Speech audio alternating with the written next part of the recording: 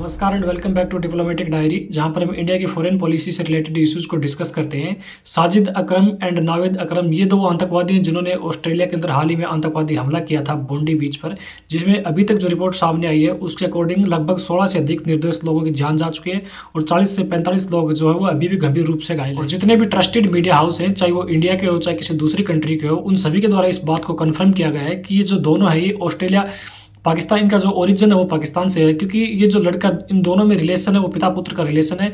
और ये जो लड़का है ये ऑस्ट्रेलियन सिटीजन है क्योंकि इसका ऑस्ट्रेलिया में जन्म हुआ था, लेकिन ये जो लड़के का बाप है ये पाकिस्तान से आया था 1998 के अंदर एजुकेशन वीज़ा पे। उसके बाद ऑस्ट्रेलियन महिला के साथ शादी की और उसके बाद ऑस्ट्रेलिया के अंदर ही सेटल हो गया। पाकिस्तान आतंकवाद का एपिक सेंटर है, जहां पर पाकिस्तान की आर्मी और पाकिस्तान की जो खुफिया एजेंसी है ISI, उसके द्वारा आतंकवादियों को जो है इस्लाम और जिहाद के नाम पर उनके माइंड को रेडिकलाइज किया जाता है और निर्दोष लोगों की हत्या करने के लिए दूसरे कंट्रीज़ के अंदर एक्सपोर्ट किया जाता है, जिसके अंदर इंडिया भी इसका एक सबसे बड़ा विक्टिम है। इंडिया इस चीज़ को कई बार यूनाइटेड नेशंस के अंदर भी हाईलाइट कर चुका है कि पाकिस्तान दुनिया का एकमात्र ऐसा कंट्री है जहाँ पर लगभग 130 से अधिक UN डेजिग्नेटेड आतंकवादी खुले रूप से घूमते हैं और जो पब्लिक के अंदर स्पीच देते हैं। इवन स्पीच ही नहीं देते, पाकिस्तान एकमात्र ऐसा कंट्री है जहां पर आतंकवादियों को पेंशन दी जाती है। Pakistan confirmed the fact that it is home to 130 UN designated terrorists and 25 terrorist entities listed by the UN as of today. Will Pakistan acknowledge that it is the only government in the world that provides pension to an individual listed by the UN in the Al-Qaeda and Daesh sanctions list? और Australia में जो आतंकी हमला हुआ है, इस हमले में शामिल जो आतंकवादी हैं इनका ओरिजिन पाकिस्तान से है।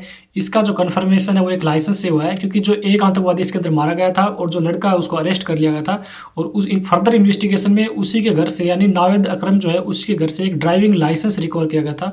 और उसी लाइसेंस के अंदर जो आतंकवादी है उसने पाकिस्तानी जो क्रिकेट टीम है उसकी जो T-शर्ट पहन रखी है और उसी से कन्फर्म हुआ कि इनका जो ओरिजिन है वो पाकिस्तान से है। और ये जो आतंकवादी है नावेद अकरम, इससे पहले भी 2019 में इसे ऑस्ट्रेलियन एजेंसी के द्वारा अरेस्ट किया गया था, लेकिन ज़्यादा स्ट्रॉन्ग एविडेंस ना होने के कारण इसे छोड़ दिया गया था।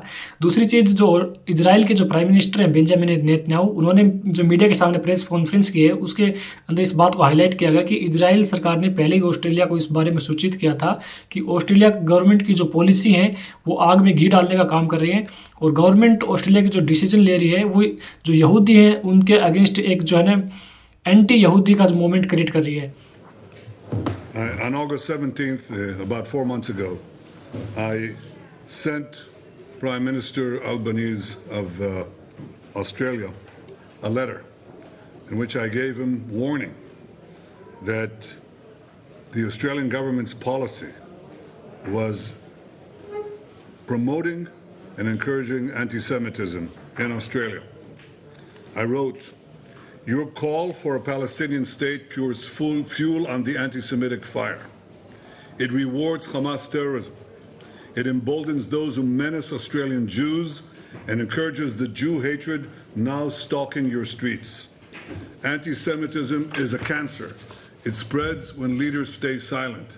It retreats when leaders act.